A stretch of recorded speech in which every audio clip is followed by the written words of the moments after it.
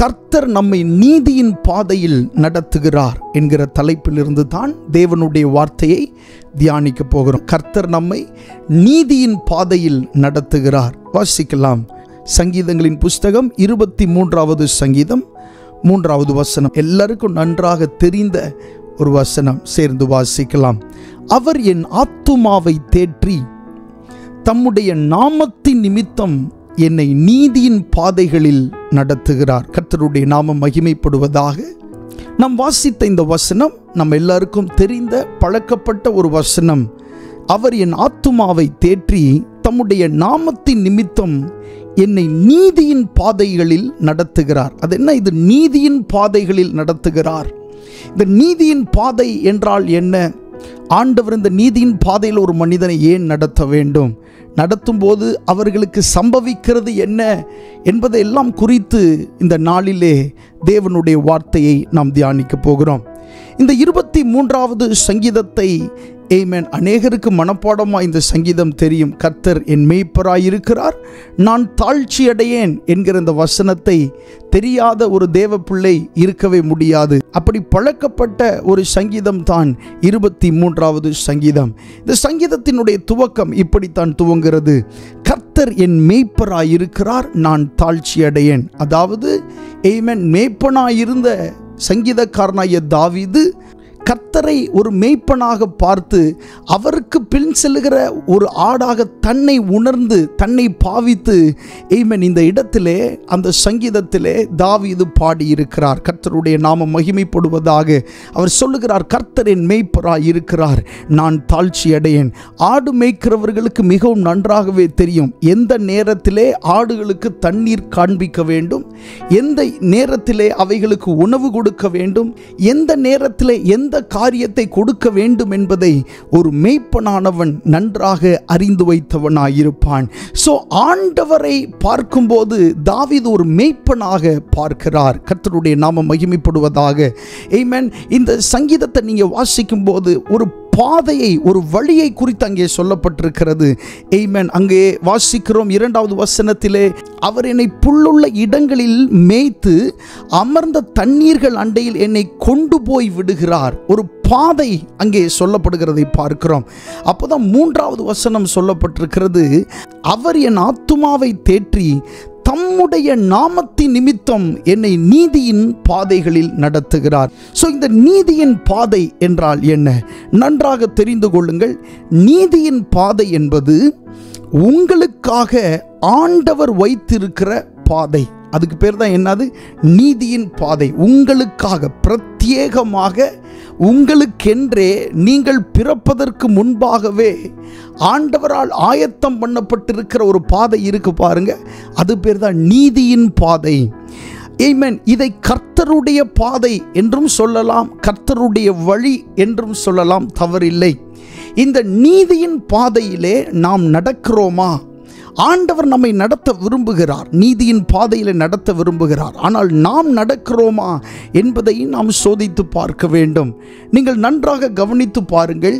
இந்த பூமிக்கு நீங்கள் வருவதற்கு முன்பாகவே, தாயின் கற்பத்தில் நீங்கள் உருவாவதற்கு முன்னமே, ஆமென், உங்களுடைய தகப்பனும் உங்களுடைய தாயும் ஒன்றாய் இணைவதற்கு முன்னமே நீங்கள் இந்த பூமிக்கு வருகிறீர்கள் என்பது ஆண்டவருக்கு நன்றாக தெரியும்.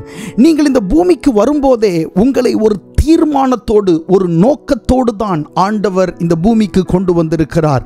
அதைத்தான் வேதத்திலே வாசிக்கிறோம். அன்றியும் அவருடைய தீர்மானத்தின்படி அல்லது அவருடைய திட்டத்தின்படி அழைக்கப்பட்டவர்களாய் தேவனிடத்தில் அன்பு கூறுகிறவர்களுக்கு சகலமும் நன்மைக்கேதுவாய் நடக்கிறது என்று நாம் அறிந்திருக்கிறோம் என்பதாய் ரோமருக்கு எழுதின நிருபத்திலே நாம் வாசிக்கிறோம். பாருங்க, இந்த நீதியின் பாதை என்பது உங்களுக்கென்று ஆண்டவர் வைத்திருக்கிற, பிரத்யேகமாக நீங்கள் நடக்க வேண்டும் என்று வைத்திருக்கிற பாதையின் பேர் தான் நீதியின் பாதை. இந்த நீதியின் பாதையில் ஆண்டவர் நம்மை நடத்துகிறதற்கு அவர் உண்மையுள்ள தேவனாய் இருக்கிறார்.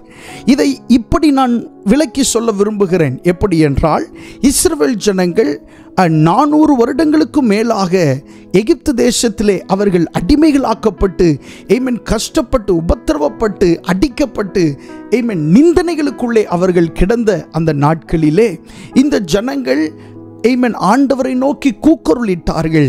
ஆண்டவர் அவர்களுக்காக ஒரு மோசேயை ஆண்டவர் எழுப்பினார். இந்த மோசே தன்னுடைய 80வது வயதிலே தேவனுடைய தரிசனத்தையும் திட்டத்தையும் பெற்று ஆமென் அந்த ஜனங்களுக்காக மறுபடியும் இந்த எகிப்து தேசத்திற்குள்ளே அவன் போகிறான். அவன் எப்படி எகிப்திலிருந்து வெளியே வந்தான் என்பது நமக்கு எல்லாருக்கும் நன்றாக தெரியும்.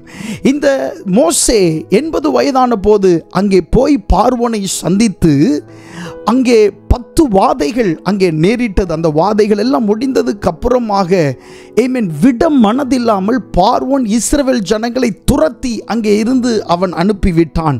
அப்படி அவர்கள் வெளியே வந்த பின்பு அவர்கள் இருந்த அந்த எகிப்து தேசத்திலிருந்து கானானுக்கு போவதற்கு ஆமென் 4 நாட்கள் அல்லது இன்னும் எடுத்துக்கொள்ளணும்னு சொன்னால் ஒரு 40 நாட்களுக்குள்ளேயாவது நம்ம என்ன செஞ்சிடலாம், அங்கே போய்விடலாம். அப்படிப்பட்ட ஒரு தொலைவில் உள்ள இடம்தான் இந்த கானான் தேசம். எகிப்து தேசத்திலிருந்து 4 நாள் பயணம் தான். ஒரு மனிதன் தனி மனிதன் நடந்தாலும் என்ன செய்து விடலாம், போய்விடலாம். 4 நாட்கள்னால் எப்படி இவ்வளோ அக்யூரேட்டாக சொன்னீங்க, நடந்து பார்த்தீங்களா அப்படின்லாம் யாரும் தயவுசெய்து கேட்டுறாதீங்க. யாரும் போய் அப்படி நடந்து பார்க்கல. ஆராய்ச்சியாளர்கள், வேத ஆராய்ச்சியாளர்கள் அப்படி சொல்கிறாங்க. 4 நாட்கள் நடை பயணத்தில் போயிடலாம் அப்படின்னு. அட ஒரு 10 நாட்கள் வைத்து கொள்ளலாமே, ஒரு தவறும் இல்லை. ஸோ சொற்ப நாட்களில் அங்கே போய்விடக்கூடிய சாத்தியதை அங்கே இருக்கிறது. ஆனால் இந்த ஜனங்களை ஆண்டவர் அந்த எளிதான வழியிலே நடத்தவில்லை. அதைத்தான் நம்ம இங்கே கவனிக்க வேண்டும். அப்படி எளிதாய் போய்விடுகிற அந்த வழியிலே ஆண்டவர் நடத்தாமல் இந்த ஜனங்களை ஆண்டவர் செங்கடலுக்கு நேராக நடத்தினார். பாதை இல்லை, வழி இல்லை. இடது பக்கம் ஒரு மலை,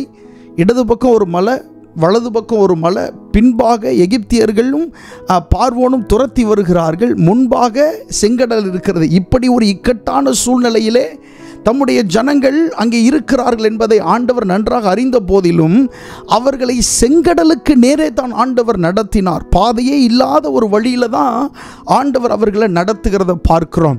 ஆமென். இந்த இஸ்ரவேல் ஜனங்களை பார்க்கும்போது அவருடைய வாழ்க்கை முறை, அவர்களுடைய காரியங்கள் எல்லாம் கொஞ்சம் வித்தியாசமாக இருக்கிறத பார்க்கிறோம். நிறைய நேரங்களில் உங்களுடைய வாழ்க்கையை மற்றவர்களோடு நீங்கள் தொடர்பு படுத்தி பார்க்கும்போது உங்களுடைய வாழ்க்கை வித்தியாசமானதாக இருக்கும். தாவீதோட வாழ்க்கை எப்படி வித்தியாசமானதாக இருந்தது, ஆனால் அவங்களுடைய சகோதரருடைய வாழ்க்கை அப்படி வித்தியாசமாக இல்லை. அவர்கள் எல்லாம் சுகமாக இருந்தார்கள், நன்றாக சாப்பிட்டார்கள், அவர்களுக்கு வனாந்தரத்தில் வேலையே இல்லை.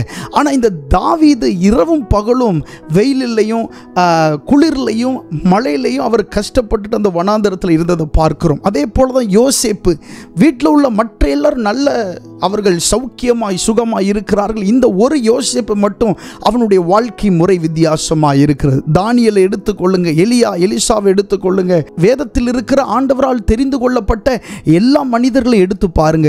அவங்களுடைய வாழ்க்கை முறையெல்லாம் கொஞ்சம் வித்தியாசமாக தான் இருக்கும். நீங்களும் நினைக்கலாம், என் வாழ்க்கை வித்தியாசமாக தான் இருக்கு, ஆமென், மற்றவர்களைப் போல என்னுடைய வாழ்க்கை இல்லை என்று நீங்கள் நினைக்கலாம். கவலைப்பட வேண்டியதில்லை. ஒரு சில வருடங்களுக்குள்ளாக ஏன் ஆண்டவர் இந்த பாதையிலே உங்களை நடத்தினார் என்பதை உங்களுக்கு புரிய செய்வார், உங்களுக்கு விளங்க செய்வார். அப்போ ஆண்டவர் செய்கிற காரியங்கள் உங்களுக்கு ஆமென் ஆச்சரியமாக இருக்கும். வேதம் சொல்லுகிறது, நான் இப்பொழுது என்ன செய்கிறேன் என்று அறியாய், பின்னே நீ என்ன செய்வாய், அறிவாய் அப்படின்னு ஒரு வசனம் இருக்கிறது. அதே போல ஆண்டவர் இப்போ உங்களுடைய வாழ்க்கையில் என்ன செய்கிறார் என்பது ஒருவேளை உங்களுக்கு புரியாமல் இருக்கலாம், பிரச்சனை இல்லை. ஆனால் ஒரு சில வருஷங்களிலே, ஒரு சில மாதங்களிலே ஆண்டவர் அதை உங்களுக்கு புரிய பண்ணுவார். கர்த்தருடைய நாமம் மகிமைப்படுவதாக. அப்போ இஸ்ரவேல் ஜனங்கள் எங்கும் வழி இல்லை, இருந்த வழியிலையும் அங்கே அவர்கள் போக முடியாத சூழ்நிலையிலே தள்ளப்பட்டார்கள். 40 லட்சம் பேர்களுக்கு மேலாக அங்கே பயணப்படுகிறார்கள். ஒரு சாதாரணம் இல்லை, ஒரு பெரிய நாடே ஒரு இடத்திலிருந்து வேறொரு இடத்துக்கு போகிறது, அப்படிப்பட்ட ஒரு நிலை. ஆனால் ஆண்டவர் செங்கடலுக்கு வழியாகத்தான் இவர்களை நடத்த வேண்டும் என்று அவர் சித்தம் கொண்டிருந்தார். அதுதான் நீதியின் பாதை, அது தேவனுடைய வழி, அது கர்த்தருடைய வழியாக இருக்கிறது. நிறைய நேரங்கள் நீங்களும் உங்களுடைய வாழ்க்கையில் உங்களுக்கு சௌக்கியமான உங்களுக்கு நலம் என்று தோன்றுகிற பாதையிலே நீங்கள் நடக்க வேண்டும் என்று முயற்சி செய்வீர்கள்.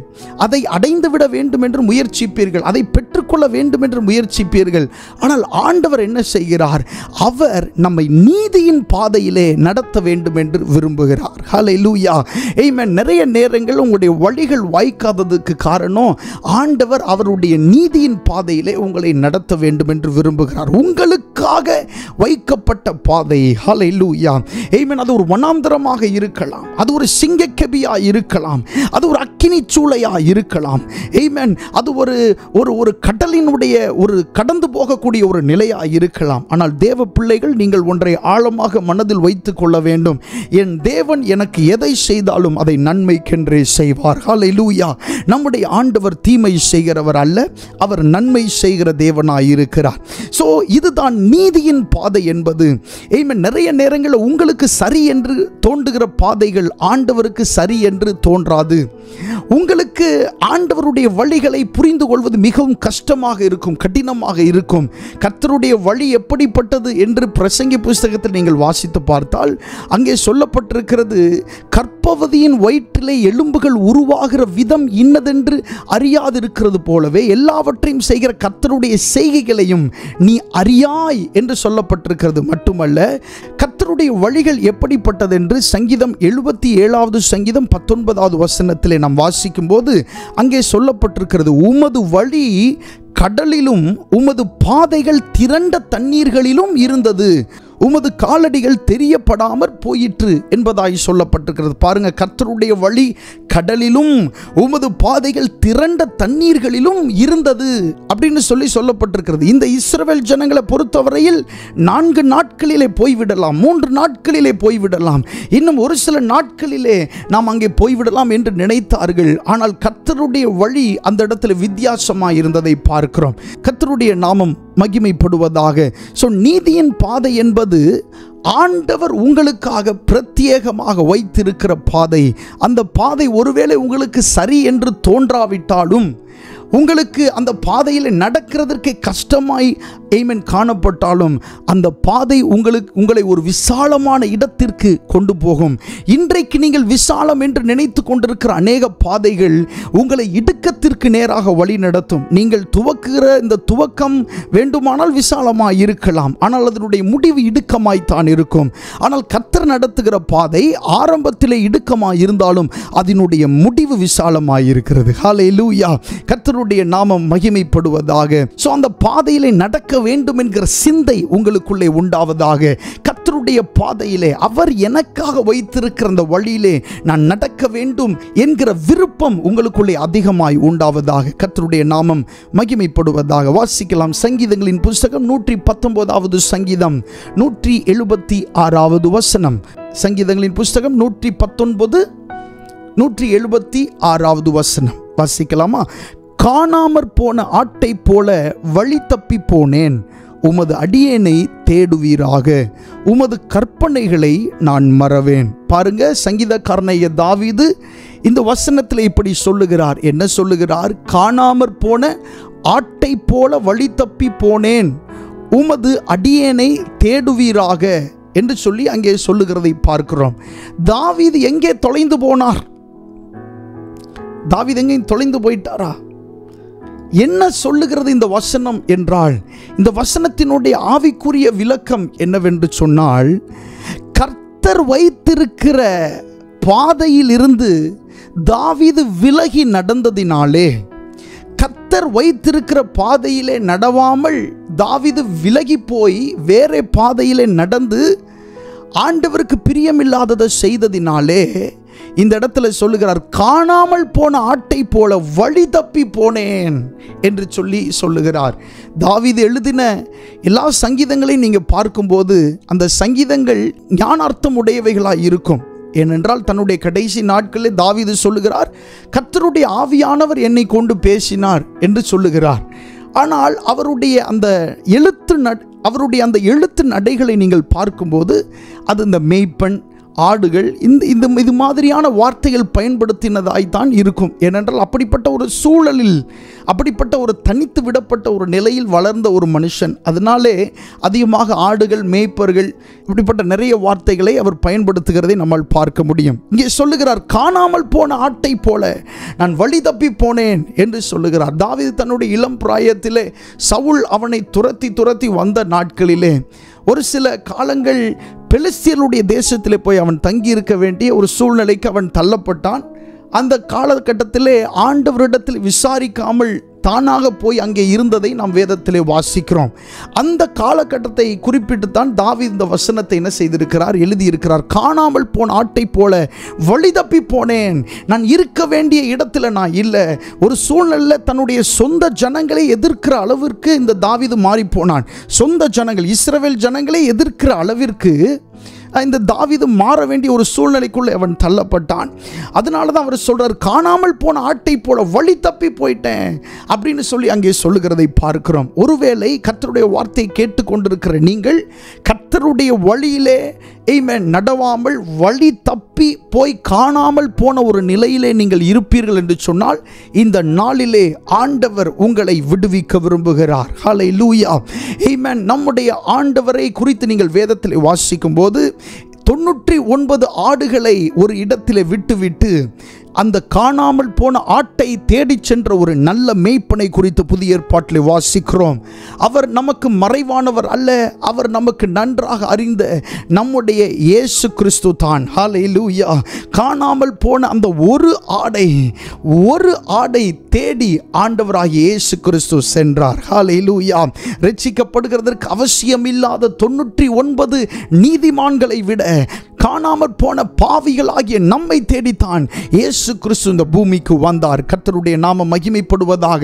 ஒருவேளை நீங்கள் தொலைந்து போன ஒரு அனுபவத்திலே இருக்கலாம், காணாமல் போன ஒரு அனுபவத்திலே இருக்கலாம், ஆதியிலே கொண்டிருந்த அன்பை விட்ட ஒரு அனுபவத்திலே இருக்கலாம். ஜெபம் இல்லை, வேத வாசிப்பு இல்லை, ஆண்டவரை தேடுகிற அனுபவம் இல்லை. ஒரு காலத்தில் ஆண்டவரை நன்றாக தேடினவர்கள் தான், ஆனால் இப்போ கர்த்தர் மேல் இருக்கிற அன்பு குறைந்து காணப்படுகிறது. காணாமல் போய் ஆண்டவருடைய பாதையை விட்டு விலக்கமாய் நீங்கள் போய்விட்டீர்கள். உங்களை தேடி இயேசு கிறிஸ்து வருகிறார். ஹல்லேலூயா. ஆமென். 99 ஆடுகள் முக்கியம் தான், அவசியம் தான். ஆனால் அவைகளை பார்க்கிலும் ஆமென் நீங்கள் ஆண்டவருக்கு மிகவும் விசேஷமானவர்கள். தாவீது சொல்லுகிறார், காணாமல் போன ஆட்டை போல நான் வழி தப்பி போனேன். ஆண்டவரே, உம்முடைய பாதையிலே நான் நடக்கவில்லை, உம்முடைய பாதையிலே நடவாமல் வேற எங்கேயோ நான் காணாமல் போய்விட்டேன், என்னை தேடுவீராக என்று சொல்லி அங்கே தாவீது சொல்லுகிறதை பார்க்கிறோம். கர்த்தருடைய நாமம் மகிமைப்படுவதாக. மட்டுமல்ல, முதலாவது நாம் வாசித்த அந்த வசனத்திலே, அதாவது அவர் என் ஆத்துமாவை தேற்றி தம்முடைய நாமத்தின் நிமித்தம் என்னை நீதியின் பாதைகளில் நடத்துகிறார் என்று நாம் வாசித்தோம் அல்லவா?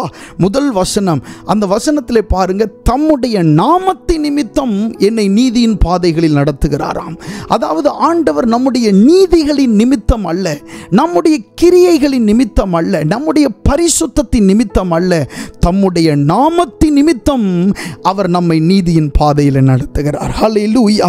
ஆண்டவர் உங்களை இரட்சிப்பதற்கு ஆமென் ஒருவேளை உங்களுடைய பரிசுத்தம் தடையாயிருக்கலாம், ஆனால் ஆண்டவர் தம்முடைய நாமத்தின் நிமித்தம் உங்களை நீதியின் பாதைகள் என்ன செய்கிறார், நடத்துகிறார். அவருடைய நாமம் உங்களுக்கு தரிக்கப்பட்டிருக்கிறது. இந்த பூமியிலே நீங்கள் பிறப்பதற்கு முன்பதாகவே ஒருவேளை நீங்கள் இயேசுவை அறியாத ஒரு புறஜாதிய குடும்பத்திலே நீங்கள் பிறந்திருக்கலாம், இயேசுவை அறியாத ஒரு குடும்பத்தில் நீங்கள் பிறந்திருக்கலாம். ஆனால் சரியான காலங்கள் வந்தபோது நீங்கள் அவருடைய பிள்ளைகள் என்று ஆமென் விளங்கி இருக்கிறதை பார்க்கிறோம். ஏன் தெரியுமா? நீங்கள் பிறப்பதற்கு முன்பதாகவே அவருடைய நாமம் தரிக்கப்பட்டிருந்தது. ஹல்லேலூயா. ஆமென். வேதத்திலே யோவான் எழுதின சுவிசேஷத்தை வாசிக்கும் போது அங்கே இப்படி சொல்லப்பட்டிருக்கிறது, அவர்கள் மாம்சத்தினாலாவது இரத்தத்தினாலாவது ஆமென் மனுஷ சித்தத்தினாலாவது பிறவாமல் தேவனாலே பிறந்தவர்கள். ஹல்லேலூயா. நீங்கள்லாம் யாரு? தேவனால பிறந்தவர்கள். கர்த்தருடைய நாமம் மகிமைப்படுவதாக. அதனால் தான் ஆண்டவர் உங்களை இரட்சித்திருக்கிறார், அதனால் தான் ஆண்டவர் உங்களை வேறு பிரித்திருக்கிறார், அதனால் தான் நீங்கள் இயேசுவை தெய்வம் என்று சொல்லி அவரை நீங்கள் ஆராதிக்கிறீர்கள், அதனால தான் அவரை பாடுகிறீர்கள். ஆமென். இயேசு ஒரு மனிதனை இழுத்து கொள்ளாவிட்டால், பிதா ஒருவனை இழுத்து கொள்ளாவிட்டால் ஒருவனும் தானாக அவன் தேவனிடத்திலே வருகிறது இல்லை.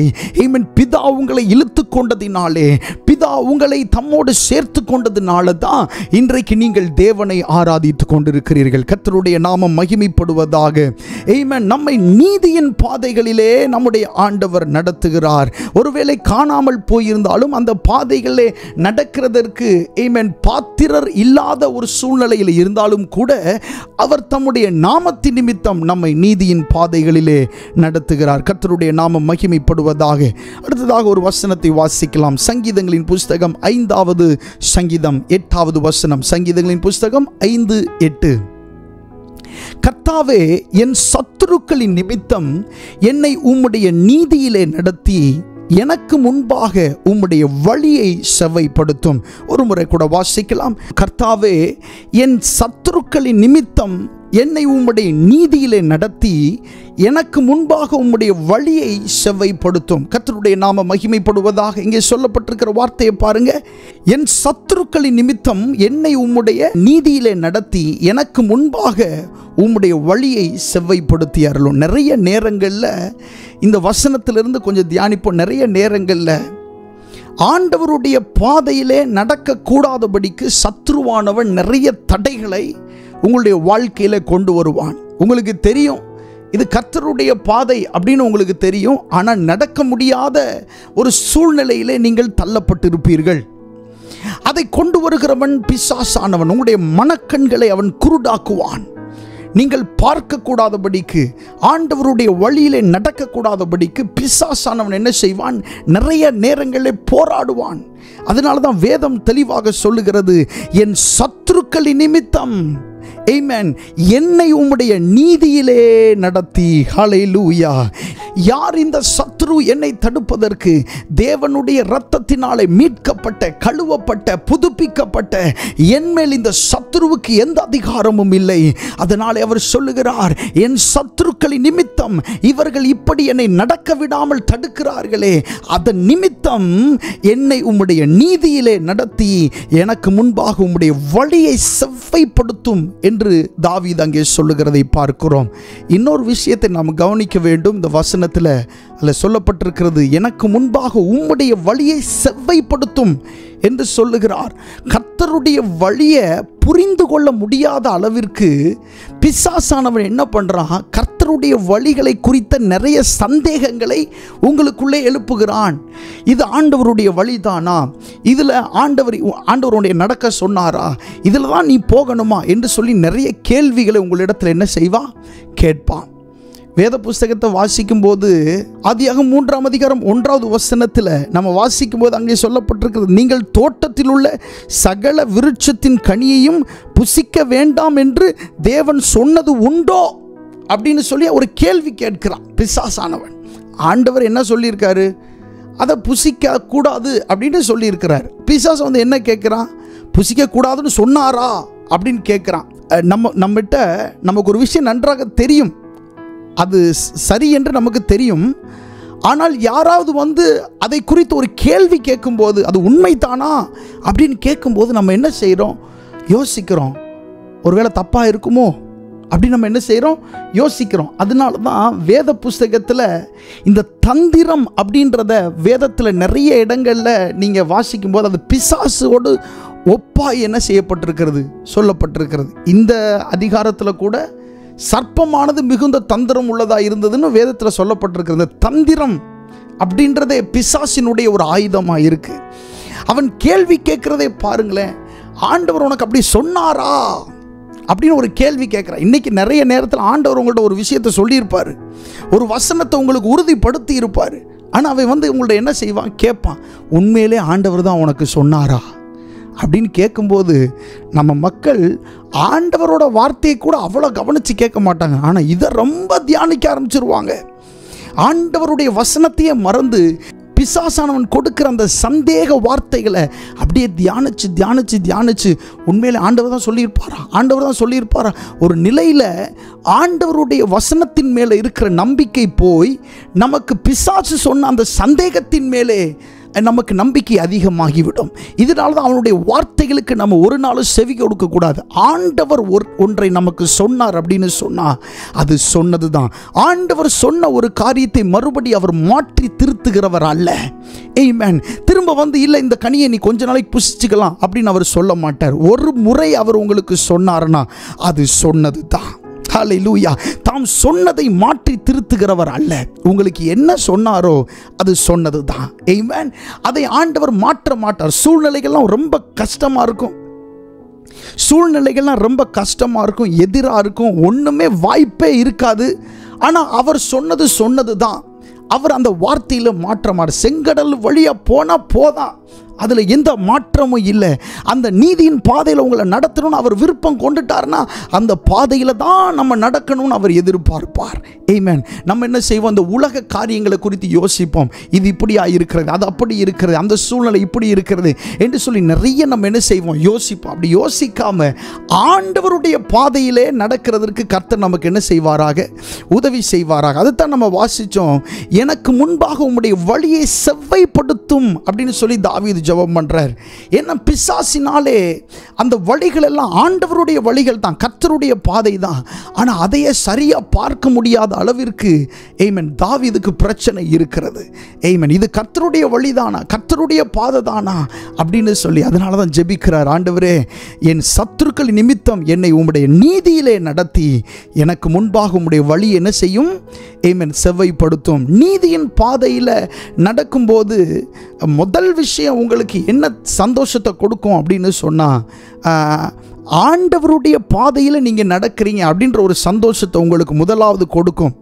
இரண்டாவது என்னன்னா, அந்த பாதையில் சத்ருவினுடைய உட்புகுதல் இல்லை. நான் திரும்ப சொல்கிறேன், நீதியின் பாதையில் நீங்கள் நடக்கும்போது அந்த நீதியின் பாதையில் சத்ருவினுடைய உட்புகுதல் இல்லை. அங்கே சத்ரு கிரியை செய்ய முடியாது. அதனால தான் அந்த நீதியின் பாதைகளுக்குள்ளே நீங்கள் போகிறதற்கு முன்பாகவே எவ்வளவு முடியுமோ அவ்வளவு தடுக்கிறதற்கு அவன் என்ன செய்வான், முயற்சி பண்ணுவான். திரும்ப அந்த செங்கடலுடைய அந்த சம்பவத்துக்கு நேராக போவோம். இஸ்ரவேல் ஜனங்கள் செங்கடலை கடந்து வந்தாங்க. அது அவர்களுக்காக வைக்கப்பட்ட நீதியின் பாதை. அவங்க கடந்து வந்துட்டாங்க. இப்போ இவர்களை தொடர்ந்து எகிப்தியர்களும் என்ன செஞ்சாங்க, கடலுக்குள்ளே வந்தாங்க. கடலுக்குள்ளே வந்ததை ஆண்டவர் எதுக்கு அனுமதிச்சார் அப்படின்னு சொன்னால், அந்த கடலோடு அவர்களை அப்படியே மூடி போடும்படியாக அவர்களை அனுமதித்தார். அதுபோல் நீங்கள் போகிற இந்த நீதியின் பாதையில் எந்த சத்ரு உங்களை பின்தொடர முடியாது. அப்படியே பின்தொடர்ந்தாலும் அது உங்களுக்காக தேவன் வைத்திருக்கிற பாதையாக இருக்கிறபடியினால அந்த பாதையில் உங்களுக்கு தான் முழு ஜெயம், சத்ருவுக்கு அல்ல. அந்த பாதையில் உங்களுக்கு தான் முழு விடுதலை, சத்ருவுக்கு அல்ல. ஆமென். அவன் ரொம்ப சந்தோஷத்தோடு வருவான். தொடருவேன், பிடிப்பேன், கொள்ளையாடி பங்கிடுவேன், என் ஆசை அவர்களிடத்தில் திருப்தியாகும் என்று பகைஞன் சொன்னான் அப்படின்னு வசனம் சொல்லுகிறது. உங்களை குறித்து நிறைய நேரம் சத்துருக்கள் இப்படி தான் என்ன செய்கிறாங்க, சொல்லிக்கிறாங்க. என்ன சொல்கிறாங்க தெரியுமா, தொடருவேன், இவனை தொடருவேன், இந்த பெண்ணை தொடருவேன், இந்த குடும்பத்தை தொடருவேன், பிடிப்பேன், கொள்ளையாடி பங்கிடுவேன் அப்படின்னு சொல்லி பகைஞன் என்ன செய்கிறான், உங்கள் வீட்டை குறித்து நீங்கள் அறியாத ஒரு இடத்துல உட்காந்து திட்டம் பண்ணிக்கிட்டு இருக்கான். ஆனால் இன்றைக்கி ஆண்டவர் உங்களை பார்த்து என்ன சொல்கிறார் தெரியுமா, அதை பற்றி நீ கவலைப்படாத, உன்னை ஏந்துவேன், சுமப்பேன், தாங்குவேன், தப்புவிப்பேன் அப்படின்னு சொல்கிறார். ஹல்லேலூயா. ஆமென். உங்களை ஏந்துவார், உங்களை சுமப்பார், உங்களை தாங்குவார், உங்களை தப்புவிப்பார். ஹல்லேலூயா. ஆண்டவருடைய கரத்தில் ஒரு ஜெராக்ஸ் பேப்பர் மாதிரி அல்ல, நீங்கள் அவரோட கையில் உங்களை என்ன செய்திருக்கிறார், வரைந்திருக்கிறார். உள்ளங்கைகளிலே உங்களை வரைந்து வைத்திருக்கிறார். உங்கள் முகத்தை அவர் பார்க்கிறார். ஆமென். உங்களுடைய குடும்பத்தில் இருக்கிற ஒவ்வொருவரையும் அவருடைய கரத்தில் ஆண்டவர் வரைந்து வைத்திருக்கிறார். நீங்கள் ஏன் கவலைப்படணும்? எத்தனையோ பேர் உங்களுக்கு விரோதமாக ஆலோசனை பண்ணுவாங்க, உங்களுக்கு விரோதமாய் குழிகளை தோண்டலாம், உங்களுடைய வாழ்க்கையை முடிக்கணும்னு அவங்க எவ்வளவோ திட்டம் போடலாம், எத்தனையோ மாத கணக்காக வருஷ கணக்காக திட்டம் போட்டு வந்து செயல்படுத்தலான்னு உங்கள் பக்கத்தில் வரலாம். எந்த குழி அவன் வெட்டினானோ அந்த குழியில் அவன் தான் விழுவான். ஆமென். ஜெயம் எப்பொழுதும் தேவனுடைய பிள்ளைகளாகிய உங்களுக்கே உரியது. ஹல்லேலூயா. விசுவாசம் உள்ளவங்க மட்டும் கரம் உயர்த்தி ஒரு ஒரு அல்லேலூயா செலுத்துவோம். ஆமென். ஹல்லேலூயா. கர்த்தருடைய நாமம் மகிமைப்படுவதாக. உனக்கு விரோதமாய் நியாயத்தில் எழும்பும் எந்த நாவையும் நீ குற்றப்படுத்துவாய். ஹல்லேலூயா. ஆமென். நீ குற்றப்படுத்துவாய் என்று அந்த அதிகாரத்தை ஆண்டவர் உங்களுக்கு தருகிறார். ஹல்லேலூயா. சத்துருக்களுக்கு உங்கள் மேல் அதிகாரம் இல்லை. இயேசுவின் நாமத்தினாலே நீங்கள் தான் அதிகாரம் பெற்றவர்கள். இயேசுவின் நாமத்தினாலே நீங்கள் தான் ஜெயம் பெற்றவர்கள், பெறப்போகிறவர்கள். கர்த்தருடைய நாமம் மகிமைப்படுவதாக. ஒரு தோல்வியின் விளிம்பிலே ஒருவேளை நீங்கள் அமர்ந்து கொண்டு இந்த வார்த்தைகளை கேட்டுக்கொண்டிருக்கலாம். தோல்வியின் விளிம்பிலே இனி ஒரு நம்பிக்கை இல்லை, ஓ, இனி ஒரு நம்பிக்கை இல்லை, இனி என்னுடைய வாழ்க்கை எப்படி போகும் என்று எனக்கு தெரியவில்லை. ஆனால் ஆண்டவர் சொல்லுகிறார், இப்போதான் உன்னுடைய வாழ்க்கையை துவங்க போகிறது. ஆமென். எல்லாம் முடிந்ததென்று நீ நினைத்த இந்த நிமிடத்தில் தான் உனக்கு ஒரு புதிய ஒரு வாழ்க்கையை நான் எழுதுகிறேன் என்று ஆண்டவர் சொல்லுகிறார். ஒருவேளை இது உங்களுக்கு புதுசாக இருக்கலாம், ஆனால் ஆண்டவருக்கு இது புதியதல்ல. நிறைய நேரங்களில் நீங்கள் கஷ்டமான பாதைகள் ஊடாய் போகும்போது ஆண்டவர் அமைதியாக இருப்பார். ஆண்டவரே, இந்த படகு இவ்வளவு அலைகளினாலே அலைவுபடுகிறதே என்று சொல்லி நீங்கள் கதறும்போது அவருக்கு அமைதியாக இருப்பார். அவர் உறங்குகிறது போல காணப்படும். வேதம் சொல்லுகிறது, இஸ்ரவேலை காக்கிறவர் உறங்குகிறதும் இல்லை, தூங்குகிறதும் இல்லை. ஏன் ஆண்டவர் அமைதியாக இருக்கிறார்? ஏன்னா அவருக்கு முடிவு தெரியும். உங்களுக்கு என்ன செய்ய போறார் அப்படின்னு உங்களுக்கு தெரியாது, அவருக்கு தெரியும். லாசரு ரொம்ப முடியாதவனாக இருக்கிறான், மரணத்துக்கு ஏதுவாக இருக்கிறான் அப்படின்னு சகோதரிகள் சொல்லி அனுப்பினார்கள். நீர் அன்பாக இருக்கிறவன் வியாதியாக இருக்கிறான் என்று சொல்லி அனுப்பினார்கள். இயேசு கிறிஸ்து மறுபடியும் 2 நாள் அதே இடத்துல இருந்தார், வரல. இந்த சகோதரிகளுக்கு எப்படி இருந்திருக்கும்? 2 நாளைக்கு அப்புறமாக 4 நாள் ஆயிருச்சு. இப்பொழுது கல்லறையில் வைத்து இயேசு கிறிஸ்து அங்கே வருகிறார். வந்த உடனே சகோதரிகள் என்ன சொன்னாங்க தெரியுமா? நீர் இங்கே இருந்தீரானால் என் சகோதரன் மரித்திருக்க மாட்டான். இயேசு கிறிஸ்து அதற்கும் ஒன்றும் பேசலை. ஏன்னா அவருக்கு தெரியும், 4 நாட்கள் ஆனா என்ன, 40 நாட்கள் ஆனா என்ன, எந்த சூழ்நிலையிலையும் ஆண்டவரால் அற்புதத்தை செய்ய முடியும். இனி எனக்கு ஒரு வாய்ப்பு இல்லை அப்படின்னு நிறைய பேர் உட்கார்ந்து யோசிக்கிறதை ஆண்டவர் எனக்கு உணர்த்துகிறார். ஒரு விஷயத்தை நன்றாக தெரிந்து கொள்ளுங்கள். உங்களுக்கு தான் வாய்ப்பு இல்லாமல் தோன்றலாம், ஆனால் நம்முடைய ஆண்டவர் வாய்ப்புகளையே உருவாக்குகிறவர். ஹல்லேலூயா. வாய்ப்புகளையே உருவாக்குவார், புதிய வாய்ப்புகளையே உங்களுக்காக உருவாக்குவார். ஆமென். நீங்கள் நம்ப மாட்டீங்க, ஒரு உண்மையை சொல்லுகிறேன். ஒரு தனி மனிதனுக்காக ஆண்டவர் உலக சட்டத்தை கூட மாற்றுவார். ஒரு தனி மனிதனுக்காக, ஒரே ஒரு தனி மனிதனுக்காக. வேதத்தில் அப்படி யாருக்காவது செஞ்சிருக்காரே. ஒரு மொர்தெகாய்க்காக அன்றைக்கு ஒரு பெரிய ஒரு மாற்றமே அரசாங்கத்தில் நடைபெற்றது. ஒரு மொர்தெகாய். ஹல்லேலூயா. உங்களுக்காக ஆண்டவர் தேசத்தின் சட்டம் அல்ல, உலகத்தின் சட்டத்தையும் மாற்றுகிறதற்கு அவரால் கூடும். ஹல்லேலூயா. அப்படிப்பட்ட ஒரு வல்லமை உள்ள ஒரு தேவனை நீங்களும் நானும் ஆராதிக்கிறோம். எத்தனை பேருடைய இருதயங்கள் ஆமென் கர்த்தருடைய பிரசன்னத்தினாலே நிரம்புகிறது. ஹல்லேலூயா. ஆண்டவரை மகிமைப்படுத்துங்க. இருதயத்தின் ஆழத்திலிருந்து ஆண்டவருக்கு நன்றி செலுத்துங்க. ஆமென். உங்கள் ஒருவருக்காகவே ஆண்டவர் மிகப்பெரிய வாசல்களை திறப்பார். நீங்கள் அறியாத காரியங்களை உங்களுக்கு முன்னே ஆண்டவர் திறப்பார். ஹல்லேலூயா. ஓ, அவருடைய அறிவு, அவருடைய ஞானம் என்பது மனிதருடைய யோசனைகளுக்கு அடங்காதது, அப்பாற்பட்டது. புரிந்து கொள்ள வேண்டும் என்று நினைத்தாலும் அவருடைய வழிகள் ஆராய்ந்து முடியாதது. அப்படின்னா என்ன அர்த்தம்? எவ்வளோ ஆராய்ஞ்சு பார்த்தாலும் அதுக்குள்ள ஒன்றுமே புரியாது. மனுஷனுடைய சிந்தைக்கு அப்பாற்பட்டது தான் ஆண்டவருடைய வழிகளாக இருக்கிறது. ஹல்லேலூயா. எத்தனை பேர் இந்த காலை நேரத்தில் அப்படிப்பட்ட ஒரு தேவன் உங்களை நீதியின் பாதையில் நடத்துகிறேன் அப்படின்னு சொல்லும்போது எத்தனை பேர் சந்தோஷமாக இருக்கிறோம்? ஹல்லேலூயா. ஆமென். ஒருவேளை இந்த நாட்கள் இடுக்கமாக இருக்கலாம், இது உங்களுடைய தொடர்ச்சி அல்ல. ஹல்லேலூயா. இதுவே நீடித்து கொண்டு இருப்பது அல்ல. இந்த சிறையிருப்பில் நீங்கள் இருக்க போகிறது அல்ல. ஆமென். இந்த வஸ்திரத்தோட நீங்கள் இருக்க போகிறது அல்ல. நீங்கள் உடுத்தி இருக்கிற இந்த சிறை வஸ்திரத்தோடையே நீங்கள் இருக்க போகிறது அல்ல. நம்முடைய ஆண்டவர் வஸ்திரத்தை மாற்றுவார். ஹல்லேலூயா. ஒரே ராத்திரியிலே யோசேப்பு அணிந்திருந்த சிறைச்சாலையின் வஸ்திரத்தை மாற்றி அவனுக்கு ராஜ வஸ்திரத்தை உடுத்தி அழகு பார்த்தது உண்மை என்றால், ஆமென், உங்களுடைய சிறையிருப்பின் வஸ்திரத்தை மாற்ற நாம் ஆராதிக்கிற தேவனால் கூடும். ஹல்லேலூயா. அவர் செய்வார், அவர் செய்வார். அவர் அற்புதங்களை செய்கிறவர். ஹல்லேலூயா. மொர்தெகாய் என்கிற மனுஷன், அவன் உடுத்தியிருந்த ஆடை என்ன தெரியுமா? அவன் ஒரு வாசல் காக்கிற ஒரு மனுஷன்.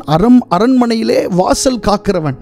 அரண்மனைக்குள்ளே போகிறது கூட அவனுக்கு அனுமதி இல்லை. வாசல் காக்கிறவர்கள் என்ன பண்ணுவாங்க? அதற்கேற்ற ஆடைகளை உடுத்தி இருப்பார்கள்.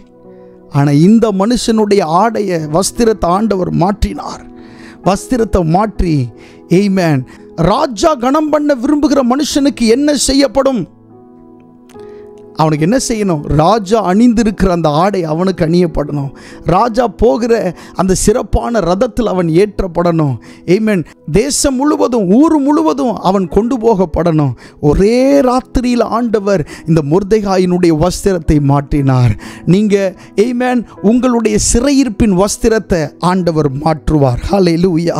நீங்கள் எதை குறித்தும் கவலைப்பட வேண்டிய அவசியம் இல்லை. யோசேப்பினுடைய பலவர்ண அங்கியை அவனுடைய சகோதரர்கள் பார்த்து பொறாமை கொண்டார்கள்.